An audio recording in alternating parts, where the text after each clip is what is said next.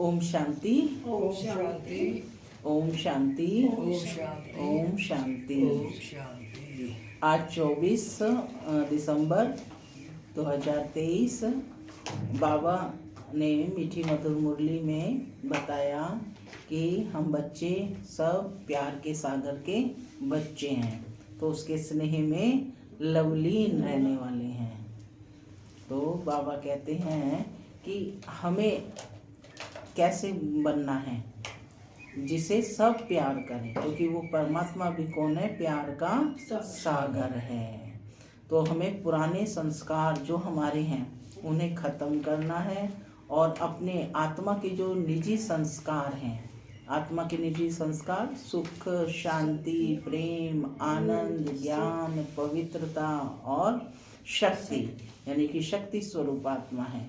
तो इन सभी सातों गुणों को, जो हमारे नेचुरल गुण हैं, उन्हें धारण करना है। आज संडे है तो अव्यक्त मुरली है, सुनते हैं अव्यक्त बाप दादा के अनमोल महावाक्य।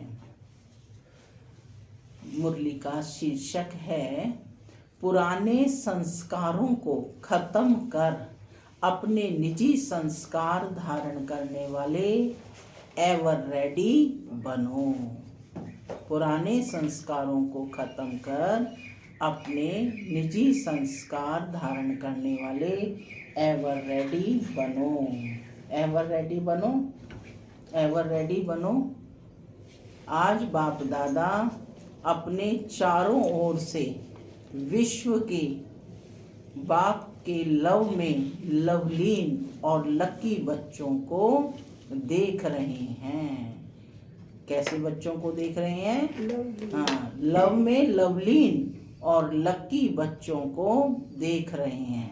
हर एक बच्चे के भाग्य पर बाप को भी नाज है। क्या कह रहे हैं? हर एक बच्चे के भाग्य पर बाप को भी नाज है कि मेरे बच्चे वर्तमान समय इतने महान हैं, जो सारे कल्प में, चाहे देवता स्वरूप में, चाहे धर्म नेताओं के रूप में, चाहे महात्माओं के रूप में, चाहे पदम पति आत्माओं के रूप में, किसी का भी इतना भाग्य नहीं है जितना आप ब्राह्मणों का भाग्य है। तो अपने ऐसे श्रेष्ठ भाग्य को बाबा कहते सदा स्मृति में रखो। बाबा पूछ रहे हैं, रखते हो क्या? सदा यह अनहद गीत मन में गाते रहते हो कि वह भाग्य विधाता बाप और वह मुझ श्रेष्ठ आत्मा का भाग्य। यह भाग्य का गीत सदा ऑटोमेटिक बजता रहता है। पूछ रहे हैं बाबा कि ये सदा भाग्य का गीत, श्रेष्ठ भाग्य का गीत सदा ऑटोमेटिक बजता रहता है। क्या बजता रहता है?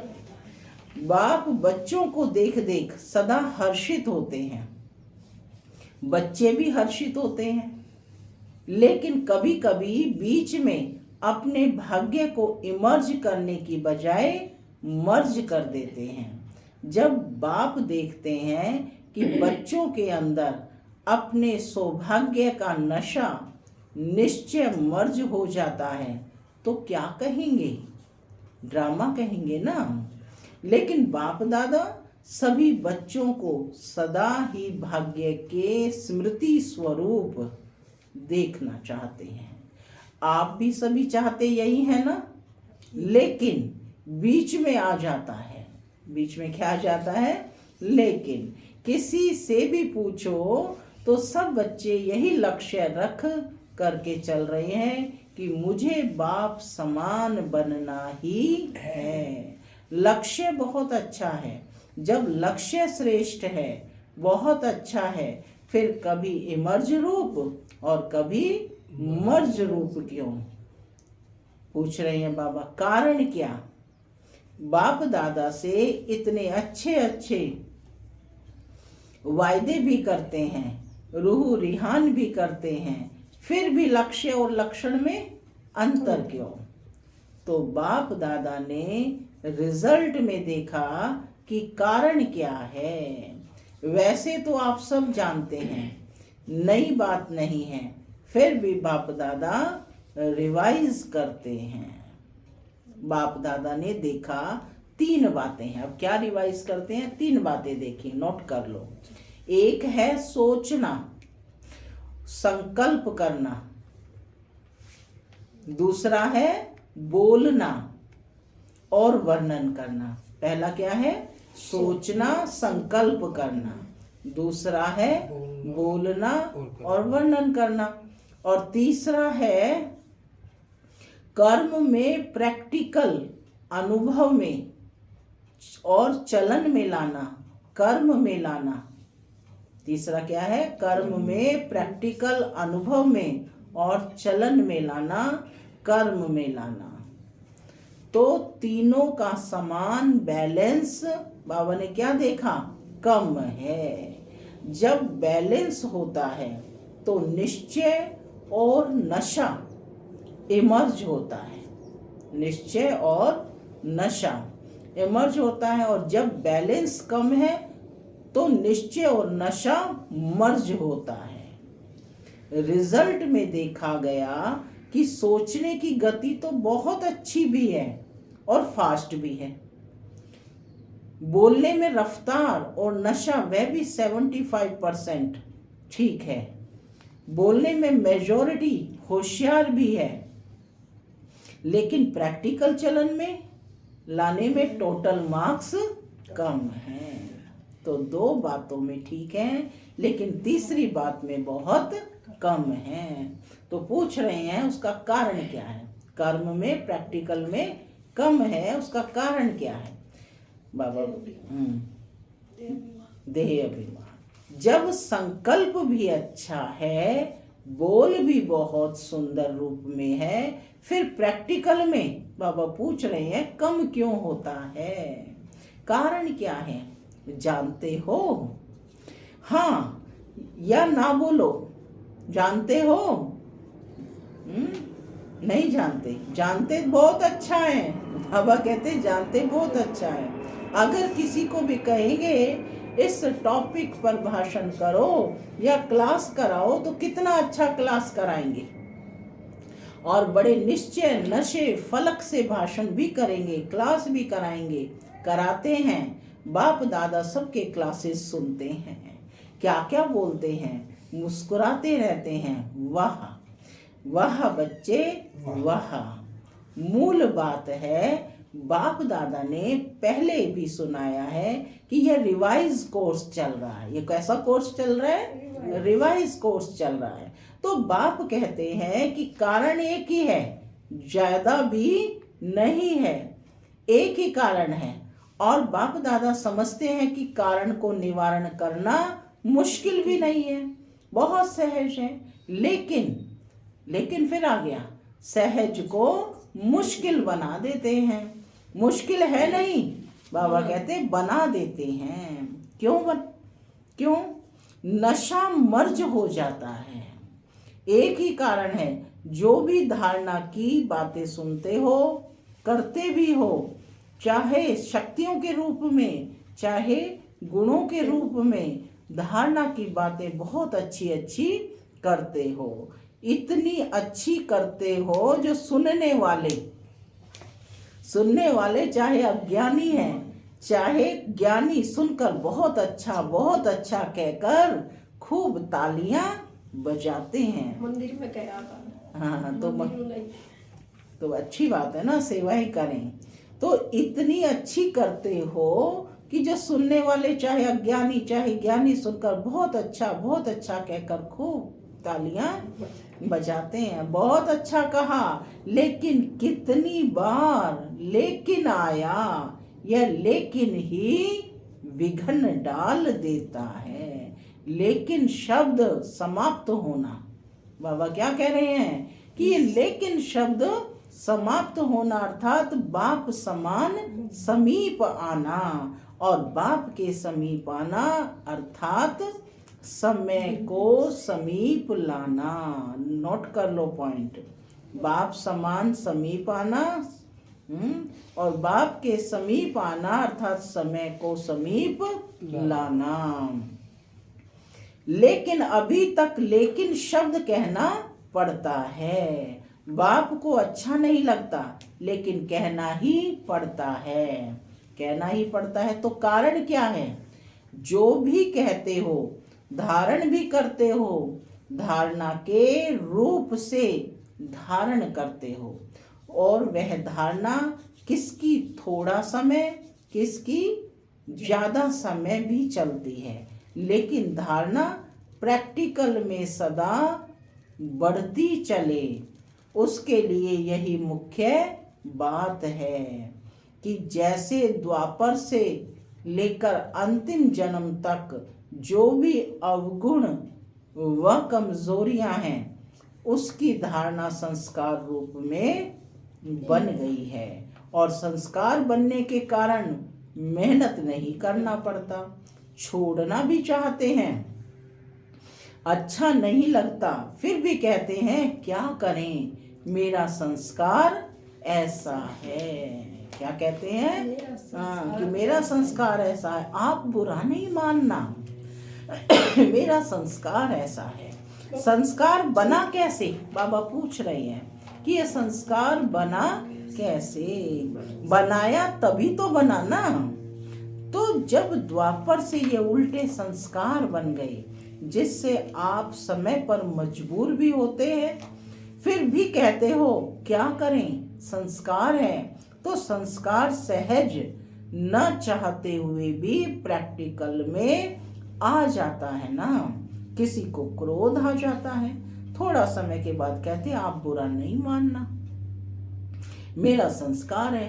क्रोध के संस्कार बनाया, अवगुण को संस्कार बनाया, और गुणों को संस्कार क्यों नहीं बनाया है? पूछ रहे हैं बाबा कि अवगुण को संस्कार बनाया और गुणों को संस्कार नहीं बनाया है। जैसे क्रोध अज्ञान की शक्ति है और ज्ञान की शक्ति शांति है, सहन शक्ति है। ज्ञान की शक्ति क्या है? शांति है, सहन शक्ति है।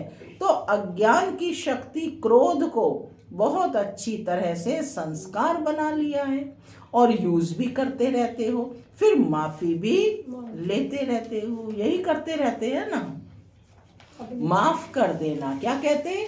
माफ कर देना, आगे से नहीं होगा और आगे और ज्यादा होता है। कारण क्या है? क्योंकि संस्कार बना दिया है। तो बाप दादा एक ही बात बच्चों को बार बार सुनाते हैं कि अभी हर गुण को, हर ज्ञान की बात को संस्कार रूप में बनाओ। क्या कह रहे हैं? कि अभी हर गुण को, हर ज्ञान की बात को संस्कार रूप में बनाओ। ब्राह्मण आत्माओं के निजी संस्कार बाबा पूछ रहे हैं कौन से हैं? ब्राह्मण आत्माओं के निजी संस्कार कौन से हैं? बताओ ओम देवी। शांत रहना, हर्षित मुख रहना और व्यर्थ बातें न करना। तो बाबा कहते हैं कि ब्राह्मण आत्माओं के निजी संस्कार कौन से हैं? क्रोध या सहन शक्ति? कौन सा है? सहन शक्ति, शांति की शक्ति यह है ना। तो अवगुणों को तो सहज ही संस्कार बना दिया, कूट कूट कर अंदर डाल दिया, जो ना चाहते भी निकलता रहता है। ऐसे हर गुण, बाबा कहते ऐसे हर गुण को अंदर कूट कूट कर संस्कार बनाओ। मेरा निजी संस्कार कौन सा है, यह सदा याद रखो। वह तो रावण की जायदाद संस्कार बना दिया, पराये माल को अपना बना लिया। अब बाप के खजाने को बाबा कहते अपना बनाओ। रावण की चीज को संभाल कर रखा है और बाप की चीज को गुम कर देते हो। क्यों गुम कर देते हो? रावण से प्यार है क्या? रावण से प्यार है। रावण अच्छा लगता है या बाप अच्छा लगता है? बाप अच्छा लगता है। कहेंगे तो सभी बाप अच्छा लगता है, यही मन से कह रहे हैं ना। लेकिन जो अच्छा लगता है उसकी बात निश्चय की स्याही से दिल में समा जाती है। जब कोई रावण के संस्कार के वश होते हैं और फिर भी कहते रहते हैं बाबा आपसे मेरा बहुत प्यार है, बहुत प्यार है, बहुत प्यार है। बाप पूछते हैं कितना प्यार है, कितना प्यार है, तो कहते हैं आकाश से भी ज्यादा। बाप सुनकर के खुश भी होते हैं कि कितने भोले बच्चे हैं। फिर भी बाप कहते हैं बाप का सभी बच्चों से वायदा है कि दिल से अगर एक बार भी मेरा बाबा बोल दिया, फिर भले बीच बीच में भूल जाते हो, लेकिन एक बार भी बाबा कहते दिल से बोला मेरा बाबा, तो बाप भी कहते हैं जो भी हो जैसे भी हो मेरे ही हो। देखो कितना प्यार करते हैं बाप। ले तो जाना ही है, क्या कहते सबको ले तो जाना ही है। सिर्फ बाप चाहते हैं कि बराती बनकर नहीं चलना। क्या बनकर चलेंगे? सजनी बनकर चलना। सुनकर के तो सभी बहुत खुश हो रहे हैं, अपने ऊपर हंसी भी आ रही है। अभी सुनने के समय अपने ऊपर हंसते हो ना, अपने ऊपर हंसी आती है, और जब जोश करते हो तब लाल पीले हो जाते हो। लेकिन बाप ने रिजल्ट में देखा कि बच्चों में एक विशेषता बहुत अच्छी है। वो कौन सी है? पवित्रता में रहना। कौन सी विशेषता है? पवित्रता में रहना। इसके लिए कितना भी सहन करना पड़े, कितना भी ऑपोजिशन करने वाले सामने आए, लेकिन इस बात में 75% बच्चे अच्छे हैं। कोई कोई गसिया यानी गपोड़ा भी लगाते हैं, लेकिन फिर भी 75% ने इस बात में बाबा कहते पास होकर दिखलाया है। अब उसके बाद दूसरा सब्जेक्ट कौन सा आता है? क्रोध। देह भान तो टोटल है ही, लेकिन देखा गया है कि क्रोध की सब्जेक्ट में बहुत कम पास होते हैं। क्रोध की सब्जेक्ट में बहुत कम पास है। ऐसे समझते हैं कि शायद क्रोध कोई विकार नहीं है, ये शस्त्र है, यानी क्रोध को शस्त्र के रूप में यूज करते हैं, विकार नहीं है। लेकिन क्रोध ज्ञानी तो आत्मा के लिए महाशत्रु है। क्या कहा है बाबा ने? क्रोध ज्ञानी तो आत्मा के लिए महाशत्रु है, क्योंकि क्रोध अनेक आत्माओं के संपर्क में आने से प्रसिद्ध हो जाता है। और क्रोध को देख करके बाप के नाम की बहुत ग्लानि होती है। कहने वाले यही कहते हैं कि देख लिया ज्ञानी तू आत्मा बच्चों को। क्रोध के बहुत रूप हैं। एक तो महान रूप आप अच्छी तरह से जानते हो, दिखाई देता है कि यह क्रोध कर रहा है। दूसरा, क्रोध का सूक्ष्म स्वरूप, अंदर में ईर्ष्या, द्वेष, घृणा होती है। इस स्वरूप में जोर से बोलना या बाहर से कोई रूप नहीं दिखाई देता है, लेकिन जैसे बाहर क्रोध होता है तो क्रोध अग्नि रूप है ना, वह अंदर खुद भी जलता रहता है और दूसरों को भी जलाता है। ऐसे ईर्ष्या, द्वेष, घृणा यह जिसमें है वह इस अग्नि में अंदर ही अंदर जलता रहता है। बाहर से लाल पीला नहीं होता, लाल पीला फिर भी ठीक है, लेकिन वह ईर्ष्या द्वेष वाला कैसा होता है? वह काला होता है। तीसरा, क्रोध की चतुराई का रूप भी है।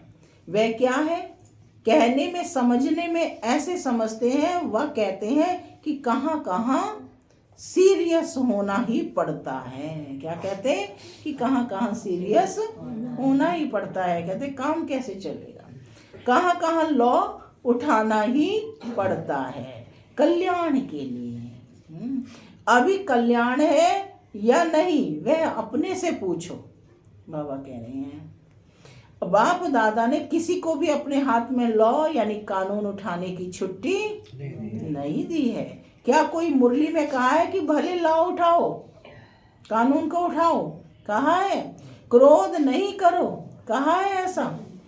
लॉ उठाने वाले के अंदर का रूप वही क्रोध का अंश होता है। जो निमित्त आत्माएं हैं वह भी लॉ उठाते नहीं है, वह भी लॉ को उठाते नहीं है, लेकिन उन्हों को लॉ रिवाइज कराना पड़ता है। बार बार माने समझानी देनी पड़ती है। लॉ कोई भी नहीं उठा सकता, लेकिन निमित्त है तो बाप द्वारा बनाए हुए लॉ को रिवाइज करना पड़ता है। निमित्त बनने वालों को इतनी छुट्टी है, सबको नहीं। केवल निमित्त आत्मा ही उनमें थोड़ा चेंजेस कर सकते हैं, सब नहीं कर सकते। आज बाप दादा थोड़ा ऑफिशियल शिक्षा दे रहे हैं, प्यार से उठाना, क्योंकि बाप दादा बच्चों के लिखे हुए किए हुए वायदे देखकर सुनकर मुस्कुराते रहते हैं। अभी बाप दादा ने सुनाया कि हर गुण को निजी संस्कार बनाओ, अंडरलाइन किया। तो अभी से यह कहना कि शांत स्वरूप में रहना, सहनशील बनना, यह तो मेरा संस्कार बन गया है। फिर बाप दादा जब मिलन मनाने आए तो इसे अपना निजी संस्कार बनाकर बाप दादा के आगे इन 5-6 मास में करके दिखाना। इसलिए आज बाबा रिजल्ट सुना रहे हैं। क्रोध की रिपोर्ट बहुत आती है, छोटा बड़ा भिन्न भिन्न रूप से क्रोध करते हैं। अभी बाप दादा ज़्यादा नहीं खोलते हैं, लेकिन कहानियाँ बहुत मज़े की हैं। इसलिए आज से क्रोध को क्या करेंगे? क्रोध को क्या करेंगे? विदाई देंगे क्या? सभी ने ताली बजाई। देखो, ताली बजाना तो बहुत सहज है, लेकिन क्रोध की ताली नहीं बजे। बाप दादा अभी यह बार बार सुनना नहीं चाहते हैं, फिर भी रहम पड़ता है। जो सुन लेते हैं तो अब से यह नहीं कहना कि बाबा वायदा तो किया लेकिन नहीं कहना। फिर आ गया, क्या करें? चाहते नहीं है, आ जाता है। आप ही माया को समझा दो। हम तो क्या कहते, बाबा आप ही माया को समझा दो, क्रोध को समझा दो। तो यह पुरुषार्थ भी बाप करे और प्रारब्ध बच्चे लेंगे क्या? जब पुरुषार्थ बाप करेगा तो प्रारब्ध किसको मिलेगी? बाबा पूछ रहे हैं कि पुरुषार्थ भी बाप करे और प्रारब्ध बच्चे लेंगे क्या? यह भी मेहनत बाप करे क्या? तो ऐसा वायदा नहीं करना जो फिर 5 मास के बाद रिजल्ट देखें। भले आप बताओ नहीं बताओ, बाप के पास तो सारी रिजल्ट पहुंचती है। ऐसी रिजल्ट हो, क्या करें, हो जाता है। सर्कमस्टांस ऐसे आते हैं, बात बहुत बड़ी हो गई ना, बाप को भी समझाने की कोशिश करते हैं। बच्चे बड़े होशियार हैं, कहते हैं बाबा छोटी मोटी बातें हम पार कर लेते हैं, यह बात ही बड़ी थी ना। अभी दोष किस पर रखा? बात पर। और बात क्या करती है? बात क्या करती है? आई और गई। 5000 वर्ष के बाद फिर बात आएगी। जो 5000 वर्ष के बाद बात आनी है उस पर दोष रख देते हैं। बाबा कहते हैं ऐसा नहीं करना। क्या करूं, यह संकल्प में भी नहीं लाना। बाप दादा क्रोध के लिए क्यों विशेष कह रहा है? क्योंकि अगर क्रोध को आपने विदाई दे दी तो इसमें लोभ, इच्छा सब आ जाता है। सबसे पहले तो क्रोध का नंबर है ना, उसके बाद काम, क्रोध, लोभ, मोह, अहंकार। लोभ सिर्फ पैसे और खाने का नहीं होता है, भिन्न भिन्न प्रकार की, चाहे ज्ञान की और चाहे अज्ञान की कोई भी इच्छा, यह भी लोभ है। तो क्रोध को खत्म करने से लोभ स्वतः खत्म हो जाएगा, अहंकार भी खत्म हो जाएगा। अभिमान आता है ना, मैं बड़ा, मैं समझदार, मैं जानता हूँ, यह क्या अपने को समझते हैं, तब क्रोध आता है। तो अभिमान और लोभ यह भी साथ साथ विदाई ले लेंगे। यदि क्रोध को जीतेंगे तो अभिमान और लोभ भी साथ साथ विदाई ले लेंगे। इसलिए बाप दादा विशेष लोभ के लिए ना कह करके क्रोध को अंडरलाइन करा रहा है। तो संस्कार बनाएंगे, पूछ रहे हैं बाबा, बनाएंगे सभी हाथ, अभी सब हाथ उठाओ और सबका फोटो निकालो। सबने हाथ उठाया, अभी थोड़ी सी मुबारक देते हैं, बहुत नहीं। और जब फिर से रिजल्ट देखेंगे, फिर वतन के देवताएं भी, स्वर्ग के देवताएं भी आपके ऊपर वाह के पुष्प गिराएंगे। आज से हर एक अपने में देखे, दूसरों को नहीं देखना है। दूसरे की यह बातें देखने के लिए मन की आंख बंद करना। यह आंखें तो बंद कर नहीं सकते ना, लेकिन मन की आंख बंद करना। दूसरा करता है या तीसरा करता है, मुझे नहीं देखना है। बाप इतना भी फोर्स देकर कहते हैं कि अगर कोई विरला महारथी भी ऐसी कोई कमजोरी करे तो भी देखने के लिए और सुनने के लिए मन को अंतर्मुखी बनाना। हंसी की बात सुनाएं, बाप दादा आज थोड़ा स्पष्ट सुना रहे हैं, बुरा तो नहीं लगता है। अच्छा, एक और भी स्पष्ट बात सुनाते हैं। बाप दादा ने देखा है कि मेजॉरिटी समय प्रति समय, सदा नहीं, कभी कभी महारथियों की विशेषता को कम देखते हैं और कमजोरी को बहुत गहराई से देखते हैं और फॉलो करते हैं। एक दो से वर्णन भी करते हैं कि सबको देख लिया है। महारथी भी ये करते हैं, हम तो हैं ही पीछे। अभी महारथी जब बदलेंगे ना तो हम भी बदल जाएंगे। लेकिन महारथियों की तपस्या, महारथियों के बहुत काल का पुरुषार्थ, उन्हों को एडिशन मार्क्स दिलाकर भी पास विद ऑनर कर लेती हैं। आप इसी इंतजार में रहेंगे कि महारथी बदलेंगे तो हम बदलेंगे, तो धोखा खा लेंगे। इसलिए मन को अंतर्मुखी बनाओ। समझा? यह भी बाप दादा बहुत सुनते हैं। देख लिया। अब हमारी भी तो आंखें हैं ना, हमारे भी तो कान है ना, हम भी बहुत सुनते हैं। लेकिन महारथियों से इस बात में बाबा कहते रीस नहीं करना। अच्छाई की रेस करो, बुराई की रीस नहीं करो, नहीं तो धोखा खा लेंगे। बाप को तरस पड़ता है क्योंकि महारथियों का फाउंडेशन निश्चय, अटूट, अचल है। उसकी दुआएं एक्स्ट्रा महारथियों को मिलती हैं। इसलिए कभी भी मन की आंख को इस बात के लिए नहीं खोलना, बंद रखो। सुनने की बजाय मन को अंतर्मुखी रखो। समझा? चारों सारी मुरली का सार है, चारों ओर के सर्व बाप दादा के लवलीन आत्माएं, सर्व बाप के सेवाधारी आत्माएं, सर्व सहज पुरुषार्थ को अपनाने वाली श्रेष्ठ आत्माएं, सदा बाप समान बनने के लक्ष्य और लक्षण को समान बनाने वाली बाप के समीप आत्माओं को बाप दादा का बहुत बहुत याद, प्यार और नमस्ते।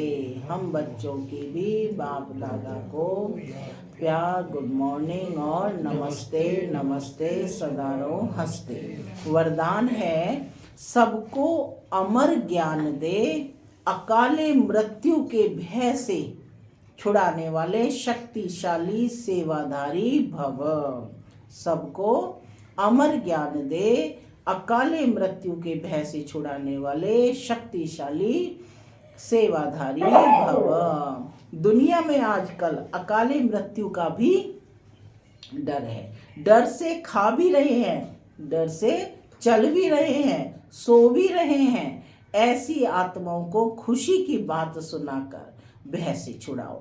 उन्हें खुशखबरी सुनाओ कि हम आपको 21 जन्मों के लिए अकाले मृत्यु से बचा सकते हैं। क्या खुशखबरी सुनाओ?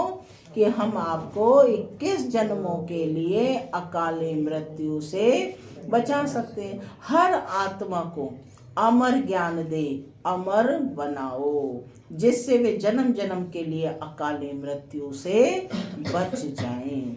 ऐसे अपने शांति के, सुख के वाइब्रेशन से लोगों को सुख चैन की अनुभूति कराने वाले शक्तिशाली सेवाधारी बनो। स्लोगन: याद और सेवा का बैलेंस रखने से ही, याद और सेवा का बैलेंस रखने से ही सर्व की दुआएं मिलती हैं। ओम शांति, ओम शांति।